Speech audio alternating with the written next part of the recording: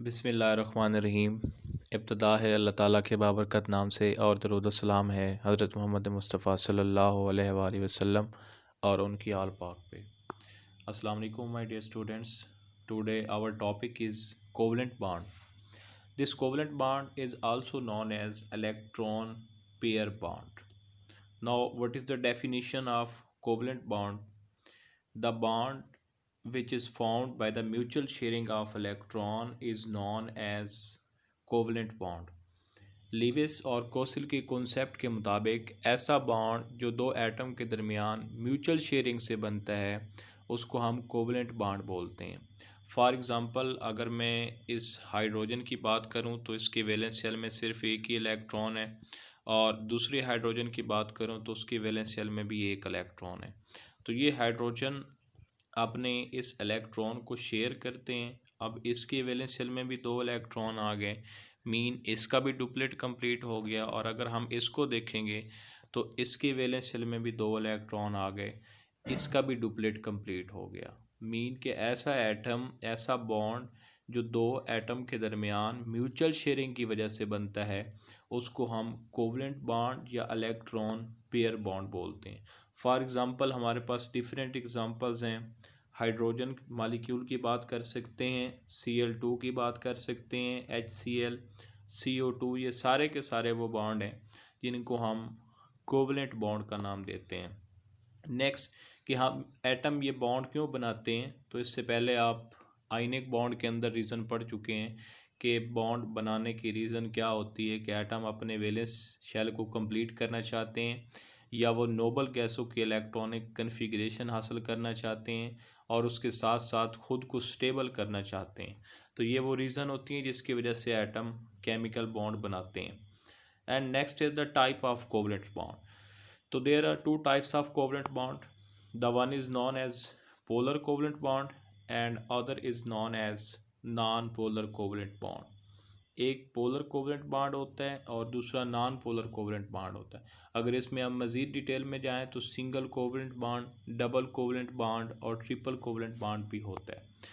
अब सबसे पहले हम देखते हैं कि what is non polar covalent bond. Non polar covalent bond क्या होता है?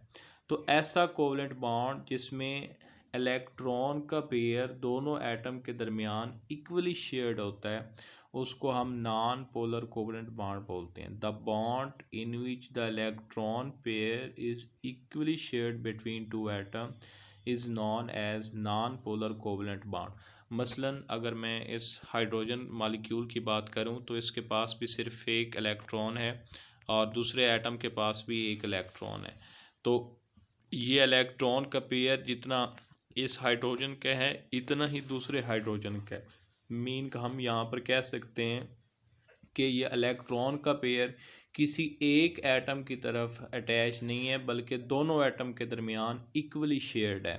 तो ऐसे बॉन्ड को हम नॉन पोलर कोवलेंट बॉन्ड बोलते हैं। There are different types of example like H2 molecule, Cl2 molecule, F2 molecule, Br2 molecule, I2 molecule etcetera. इसके अंदर आप एक इम्पॉर्टेंट पार्ट ये बता सकते हैं कि दो ऐसे एटम के दरमियान बॉन्ड होते हैं जिनकी इलेक्ट्रोनेगेटिविटी सेम होती है। और अगर हम इस हाइड्रोजन मालिक्यूल की बात करें तो एक हाइड्रोजन की भी 2.1 और दूसरे की भी 2.1 होती है। तो मीन इलेक्ट्रोनेगेटिविटी का डिफरेंस इनके दरमियान 0 होता है। नेक्स्ट हम कुछ और एग्जांपल देख लेते हैं कि अगर हम Cl2 मालिक्यूल की बात करें तो Cl2 मालिक्यूल के अंदर भी हमारे पास क्लोरीन के वैलेंस शेल में 7 इलेक्ट्रॉन होते हैं और इसको एक इलेक्ट्रॉन की ज़रूरत होती है। सेम इसी तरीके से अगर इसके साथ दूसरा क्लोरीन का मालिक्यूल आता है तो उसके वैलेंस शेल में भी 7 होते हैं, उससे भी एक इलेक्ट्रॉन की ज़रूरत होती है। तो ये अपना एक एक इलेक्ट्रॉन शेयर कर लेते हैं और अब इसके वैलेंस शेल में भी 8 हो जाते हैं और दूसरी क्लोरीन के वैलेंस शेल में भी 8 हो जाते हैं। दोनों का ऑक्टेट कंप्लीट हो जाता है और चूँकि अब दोनों की इलेक्ट्रोनेगेटिविटी एक जैसी है, that's why this is non as non polar covalent bond. हम नेक्स्ट देखते हैं कि हमारे पास कुछ ऐसे बॉन्ड भी मौजूद हैं जो नॉन पोलर हो, जो कंपाउंड तो नॉन पोलर होता है लेकिन उनके दरमियान जो बॉन्डिंग है वो पोलर भी हो सकती है। मसलन अगर मैं CCl4 की बात करूं तो आपको यहाँ पर नज़र आ रहा है कि कार्बन और क्लोरीन के दरमियान बॉन्ड है। मीन कार्बन की इलेक्ट्रोनेगेटिविटी और है और क्लोरीन की और है, दोनों की इलेक्ट्रोनेगेटिविटी एक जैसी नहीं है। तो आप यहाँ पे कहेंगे कि सर ये तो एक जैसी इलेक्ट्रोनेगेटिविटी यानी कि नहीं है, तो इस बॉन्ड को तो मॉलिक्यूल को तो पोलर होना चाहिए, but this molecule is non polar in nature. तो नॉन पोलर क्यों है? एग्जैक्टली ये जो बॉन्ड कार्बन और क्लोरीन के दरमियान है वाकई ये पोलर है, क्योंकि कार्बन और क्लोरीन के इलेक्ट्रोनेगेटिविटी डिफरेंस है, लेकिन ये होल मॉलिक्यूल हमारे पास पोलर नहीं है बल्कि नॉन पोलर है। उसकी रीज़न मैं आपको बताता हूँ। रीज़न ये है कि this is due to the cancellation of the dipole of all the molecule due to its symmetry. अगर आप देखें तो इसका डाइपोल मोमेंट इधर से इधर है, इसका ऊपर से नीचे है, जितना इसका ऊपर से नीचे है उतना उसका नीचे से ऊपर है, वो एक दूसरे को कैंसिल कर देता है। तो कैंसिल करने के बाद आप देखेंगे कि लेफ़्ट वाला जो डाइपोल मोमेंट है वो राइट वाले डाइपोल मोमेंट को कैंसिल कर देता है। तो जो डाइपोल मोमेंट होता है उसकी वैल्यू हमारे पास ज़ीरो के बराबर आती है। तो मीन के मॉलिक्यूल सारा का सारा नॉन पोलर है, लेकिन कार्बन और क्लोरीन का जो बॉन्ड है इसके अंदर वो पोलर बॉन्ड है। तो हम इस तरह की और भी बहुत सारी एग्जांपल देख सकते हैं। सेम ये मैकेनिज़्म होता है, मॉलिक्यूल एक दूसरे को कैंसिल कर देते हैं। ये मिसाल के तौर पर CH4 की बात करूं तो ये इसका स्ट्रक्चर अगर हम यूं देखें तो CH4 है, और CH4 के अंदर अगर आप देखें तो कार्बन और हाइड्रोजन के इलेक्ट्रोनेगेटिविटी डिफरेंट है, लेकिन इनका जो डाइपोल मोमेंट है एक दूसरे को कैंसिल कर देता है और नेट डाइपोल मोमेंट ज़ीरो होता है। मतलब हमने यहाँ से ये भी सीख लिया है कि अगर दो एटम के दरमियान या एक मॉलिक्यूल के अंदर डाइपोल मोमेंट की वैल्यू ज़ीरो होगी तो वो हमारे पास नॉन पोलर कंपाउंड होगा, कोवलेंट कंपाउंड होगा। आप डिफरेंट एग्जांपल देख सकते हैं। SiH4 है, सिलिकॉन टेट्राक्लोराइड है, ये सारे के सारे, कार्बन टेट्राक्लोराइड भी इसी कैटेगरी के अंदर आता है। हम नेक्स्ट एग्जांपल देखते हैं कि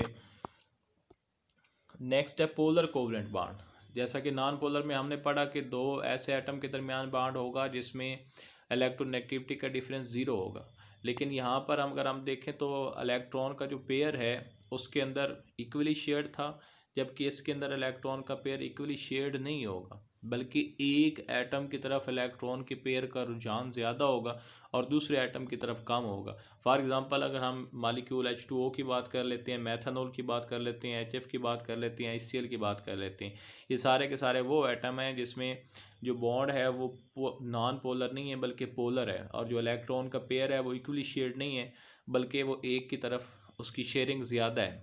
अब मिसाल के तौर पर अब जिसकी तरफ उसकी शेयरिंग ज़्यादा होती है उस पर पार्शियल नेगेटिव आ जाता है, और जिसकी तरफ शेयरिंग कम होती है उस पर पार्शियल पॉजिटिव आ जाता है। मसलन अगर मैं HCl की बात करूं तो जो कि क्लोरीन की इलेक्ट्रोनेगेटिविटी ज़्यादा है, तो ये इलेक्ट्रॉन के पेयर को अपनी तरफ अट्रैक्ट करेगा और इसके ऊपर जो पार्शियल नेगेटिव चार्ज आ जाए। अब चूँकि हाइड्रोजन बेचारी से इलेक्ट्रॉन की डेंसिटी यहाँ से जा चुकी है तो इसके ऊपर पार्शियल पॉजिटिव आ जाएगा। तो हम यहाँ पर कह सकते हैं कि पोलर कोवलेंट बॉन्ड वो होता है जिसके अंदर इलेक्ट्रॉन पेयर जो होता है वो इक्वली शेयर्ड नहीं होता बल्कि उसमें से एक की तरफ उसका रुझान ज़्यादा होता है। जी नेक्स्ट हम देखते हैं कि अगर हाइड्रोजन फ्लोराइड की बात कर लें तो हाइड्रोजन फ्लोराइड की यही एग्जांपल आपको अभी HCl की जैसे एग्जांपल दी है। तो जो इलेक्ट्रॉन का पेयर है वो फ्लोरीन की चूँकि इलेक्ट्रोनेगेटिविटी ज़्यादा है, इलेक्ट्रॉन का पेयर उसकी तरफ ज़्यादा है, और हाइड्रोजन की चूँकि कम है लिहाजा इलेक्ट्रॉन का पेयर उसकी तरफ कम है। आप वाटर की एग्जांपल देख लें, सेम यही केस है। ऑक्सीजन की इलेक्ट्रोनेगेटिविटी ज़्यादा है तो यहाँ पर पार्शियल नेगेटिव आएगा, और हाइड्रोजन की इलेक्ट्रोनेगेटिविटी कम है तो यहाँ पर पार्शियल पॉजिटिव आ गया।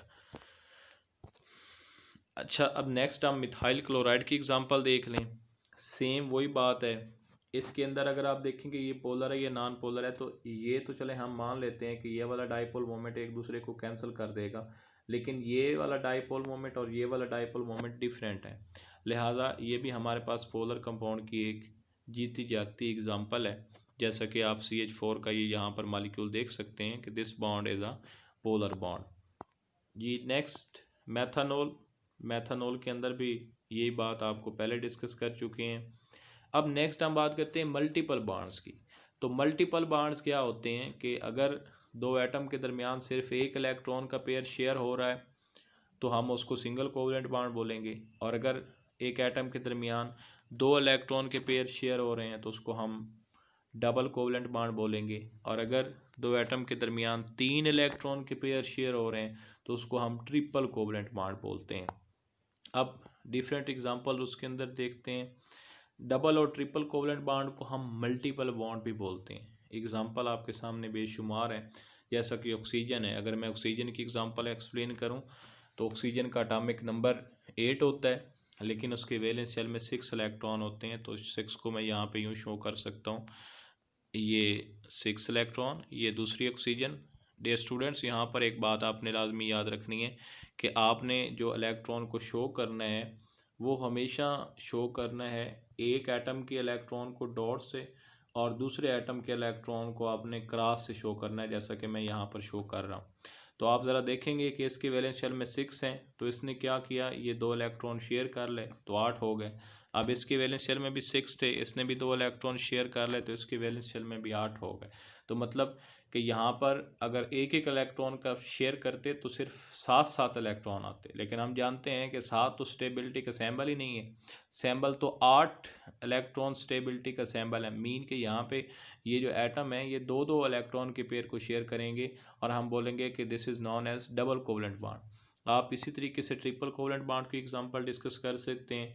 ये ऑक्सीजन यहाँ पर मौजूद है, कार्बन डाइऑक्साइड भी डबल कोवलेंट बॉन्ड की है जी।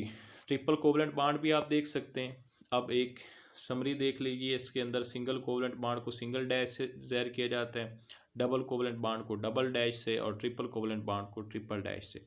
एग्जांपल सिंगल की ये हैं, डबल की ऑक्सीजन है, ट्रिपल की आप नाइट्रोजन कर सकते हैं। अगर हम नाइट्रोजन को एक्सप्लेन करें तो नाइट्रोजन के वैलेंस शेल में जो टोटल इलेक्ट्रॉन होते हैं वो हमारे पास 5 होते हैं। अगर मैं इसको डॉट से शो कर देता हूँ, दूसरे एटम को मैं क्रॉस से शो कर दूंगा, तो आप देख लें कि अगर ये एक एक इलेक्ट्रॉन का पेयर शेयर करते हैं तो मीन के पहले 5 थे अब 6 हो गए, लेकिन अभी भी स्टेबल नहीं है। दूसरे को शेयर करते हैं तो 6 थे 7 हो गए, लेकिन अभी भी स्टेबल नहीं है। तो मजबूरन इन्हें अपना तीसरा इलेक्ट्रॉन का पेयर भी शेयर करना पड़ता है, और बिल आखिर इनके वैलेंस शेल के अंदर 8 इलेक्ट्रॉन पूरे हो जाते हैं। और जब 8 पूरे होते हैं तो नोबल गैसों के इलेक्ट्रॉनिक कन्फिग्रेशन हासिल कर लेते हैं और ये स्टेबल हो जाते हैं। इसके अंदर मैक्रो मालिक्यूल्स की बात भी हम कर सकते हैं कि शॉर्ट क्वेश्चन भी है कि मैक्रो मालिक्यूल्स क्या होते हैं। कुछ हमारे पास जो नॉन मेटालिक कंपाउंड्स हैं, ख़ास तौर पर अगर आप कार्बन और सिलिकॉन की बात करें तो वो आपस में मिलते रहते हैं और उनकी बॉन्डिंग बहुत लॉन्ग और वाइड बन जाती है, 3 डायमेंशनल शेप भी बन जाती है, और साइज़ उनका बहुत लार्ज हो जाता है। ऐसे मालिक्यूल को हम मैक्रो मालिक्यूल बोलते हैं। Mean large size covalent compound are known as macro molecules. तो इसके अंदर मज़ीद आप चैप्टर नंबर 4 में पढ़ भी चुके हैं कि जॉइंट और लेयर्ड शेप कोवलेंट कंपाउंड की होती है। और इसके अंदर अगर आप देखें तो एग्जांपल हमारे पास डायमंड है, जिसमें कार्बन कार्बन से मिलती रहती है और एक लॉन्ग कार्बन की चेन बन जाती है। ग्रेफाइट भी उसी की एक एग्जांपल है जिसकी लेयर्ड फॉर्म के स्ट्रक्चर होता है। सिलिकॉन कार्बाइड भी इसी मैक्रो मालिक्यूल की एग्जांपल है। मीन कहने का मकसद ये है कि कोवलेंट कंपाउंड, जब बहुत सारे covalent compound, covalent atom, covalent bonded atom आपस में मिलते रहते हैं तो उनका बड़ा सा स्ट्रक्चर बन जाता है जिसको हम मैक्रो मालिक्यूल का नाम देते हैं जी। Next is the hydrocarbon. अगर हम हाइड्रोकार्बन की बात करें तो अल्कीन एक ऐसा हाइड्रोकार्बन है जिसमें कार्बन और कार्बन के दरमियान सिंगल बॉन्ड होता है। अल्कीन में कार्बन कार्बन के दरमियान डबल होता है, और अल्काइन में कार्बन और कार्बन के दरमियान ट्रिपल बॉन्ड होता है। तो मीन कि मैं इसको यूँ भी कह सकता हूँ कि अगर कार्बन और कार्बन के दरमियान सिंगल बॉन्ड होगा तो वो अल्केन की हाइड्रोकार्बन क्लास है, और वो हाइड्रोकार्बन जिसमें कार्बन और कार्बन के दरमियान डबल बॉन्ड होगा उसको अल्कीन बोलेंगे, और जिसमें कार्बन और कार्बन के दरमियान ट्रिपल बॉन्ड होगा उसको अल्काइन बोलेंगे। आप इस अल्केन को सैचुरेटेड हाइड्रोकार्बन भी बोल सकते हैं, और इन दोनों को हम अनसैचुरेटेड हाइड्रोकार्बन का नाम भी देते हैं जी। तो नेक्स्ट हमारे पास है जी, ये आप अल्केन के अंदर इथेन की एग्जांपल देख सकते हैं, जिसमें ये कार्बन और कार्बन के दरमियान भी सिंगल बॉन्ड है, और कार्बन हाइड्रोजन के दरमियान भी आपको बॉन्ड नज़र आएगा। तो ये सारे के सारे कोवलेंट कंपाउंड और कोवलेंट बॉन्ड होते हैं।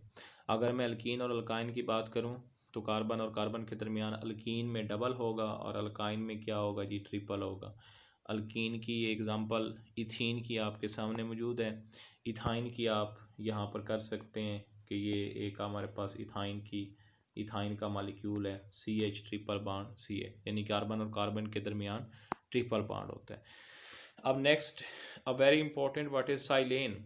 जिस तरीके से अल्केन होता है बिल्कुल उसी तरीके से हमारे पास अगर सिलिकॉन हाइड्रोजन के साथ कंपाउंड बनाए तो उसको हम साइलेन बोलते हैं। ये कार्बन की फैमिली से ही सिलिकॉन बिलोंग करता है, जैसे कि कार्बन, सिलिकॉन, जर्मेनियम, स्टेनिक और प्लम्बस कार्बन की फैमिली ये है, तो सिलिकॉन उसी से बिलोंग करता है। सिलिकॉन के जो हाइड्राइड्स हैं, मीन कि जब सिलिकॉन हाइड्रोजन के साथ बॉन्ड बनाता है तो उसको हम साइलेन बोलते हैं, मसलन SiH4। ठीक है जी।